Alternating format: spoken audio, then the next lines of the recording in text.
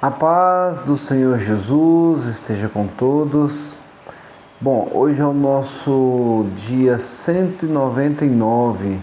Olha, já estamos chegando no nosso dia 200, né? Da nossa leitura anual da Bíblia. E eu gostaria de fazer um breve comentário a respeito do capítulo 14 ao capítulo 19 de Isaías. Lógico, impossível a gente falar sobre todos os temas, mas de uma forma panorâmica, a gente percebe um Deus atuante de uma forma que muitos de nós não gostaríamos de ver. Primeiro, no capítulo 14, ele vai falar da restauração do povo de Israel e da volta do povo de Deus que estava cativo na Babilônia pelo rei Nabucodonosor. Então, é profetizado a volta deles para Jerusalém. E olha que Isaías nem viu isso acontecer, foi profetizado há muitos anos atrás. E Isaías ele profetiza aquilo que vai acontecer de uma forma muito clara, não é? Chancelada pelo próprio Deus. O que me chama muita atenção aqui é perceber que essa volta do povo não é uma volta simples, eu vou voltar e está tudo certo. Não, o Senhor fala assim, olha, vocês vão voltar e vocês vão rir do rei da Babilônia e vão cantar cânticos, vocês vão fazer poemas a respeito desse episódio. É muito especial ver Deus trabalhando da forma que Ele queira trabalhar. E outra coisa que eu percebo é que muitos de nós às vezes não quer pensar dessa forma a respeito da soberania de Deus. Há uma questão que é muito debatida hoje em dia, mas que a gente tem que tomar muito cuidado até onde vai esse debate, que é a respeito de um Deus irado contra o pecado. De fato, todos serão salvos? De fato, a misericórdia do Senhor alcançarão a todos? Eu acredito que não. A misericórdia do Senhor não alcançará a todas as pessoas, exatamente pelo fato de que ela está disponível, mas muitas pessoas não querem. Foi isso que aconteceu com essas nações. A gente percebe nações como a Síria, como a Babilônia, como a Filisteia, como Moabe, né, que eram os moabitas, que eram arrogantes demais. A gente vê todas as nações com sentenças de mortes difíceis de compreender, terríveis para se compreender. Parece que Deus ele está brincando com as pessoas, parece que Deus está não apenas irado com os adultos, mas de vez em quando com as crianças. Mas de fato, gente, a gente não tem noção de como Deus é irado contra o pecado. Quem nos livra do pecado, do juízo e da justiça é Jesus. É Ele quem nos livra através do seu Evangelho. É Ele quem nos livra de um Deus que é contra o pecado, mas o próprio Deus nos ama tanto que Ele enviou o seu Filho único para morrer na cruz por nós.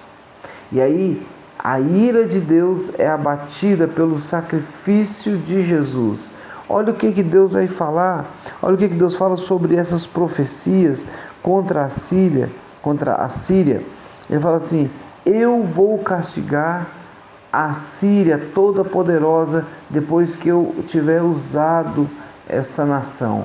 A Síria foi usada para destruir Israel. E ele fala assim, a Babilônia foi utilizada para levar o povo de Judá cativo e ficaram lá durante 70 anos, não é? E aí a gente percebe muito essa movimentação de Deus. São muitos detalhes aqui, não dá para a gente falar sobre realmente todos os detalhes, mas há uma mensagem contra Damasco, há uma mensagem que Damasco é a capital da Síria, há uma mensagem contra Israel, há uma mensagem contra a Etiópia, há uma mensagem contra as principais nações daquele tempo, exatamente pelo fato de que as nações rejeitam o Senhor o tempo todo. E essa ideia de rejeitar a Deus, às vezes não passa pela nossa mente de como será a ira vindoura. Lembra que João Batista falou, né, para alguns sacerdotes: quem vos induziu a fugir da ira vindoura? Quer dizer, quem falou para vocês que Deus não vai estar irado contra as nações e contra as pessoas que não quiseram o seu sacrifício? Por isso o Senhor os entrega às suas paixões, às suas concupiscências, como diz lá em Romanos no capítulo 1. Aliás, a gente vê um Deus trabalhando da forma como Ele quer trabalhar, que às vezes nos assusta. A gente acha que Deus ele vai agir de acordo com a nossa misericórdia ou com o nosso pensamento, mas é um grande erro nosso. Deus ele é soberano, Ele faz o que Ele quer. Inclusive, Ele pode abençoar uns e amaldiçoar outros. Ele pode se aproximar de uns e rejeitar outros, porque Ele é Deus. Olha só, gente, o que diz lá em Romanos, no capítulo 9, a respeito da soberania de Deus. No capítulo 9, a partir do versículo 12, está escrito assim, olha que interessante: não por obras, mas por aquele que chama, foi dito a ela, o mais velho servirá ao mais novo, como está escrito: amei a Jacó e rejeitei Esaú. Não é? E o Senhor está dizendo o seguinte: então o que diremos? Porque Deus amou um e o próprio Deus rejeitou o outro. E nós vamos dizer o quê? Deus é injusto? Não, de forma alguma. Pois ele fala a Moisés: eu tenho misericórdia de quem eu quero ter misericórdia, e terei compaixão de quem eu quiser ter compaixão.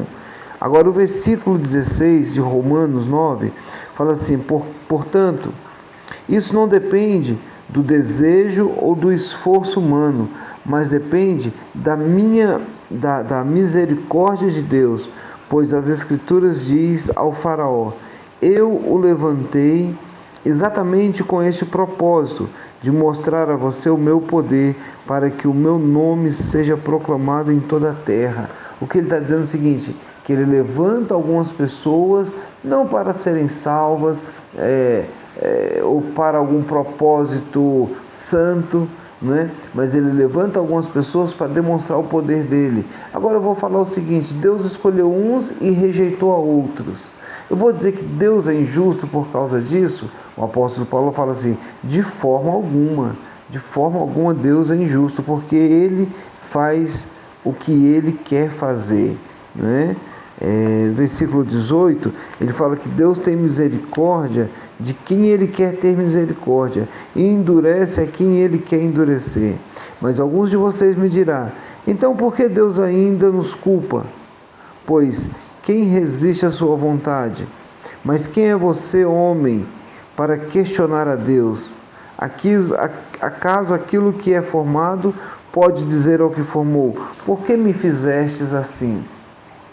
Esse texto é um texto polêmico, que é discutido até hoje nas faculdades, em algumas igrejas, em alguns movimentos, a respeito da soberania de Deus, que Ele faz o que Ele quer, quando Ele quer, porque Ele é soberano, e a criação não pode se virar para Ele e falar: por que me fizestes assim?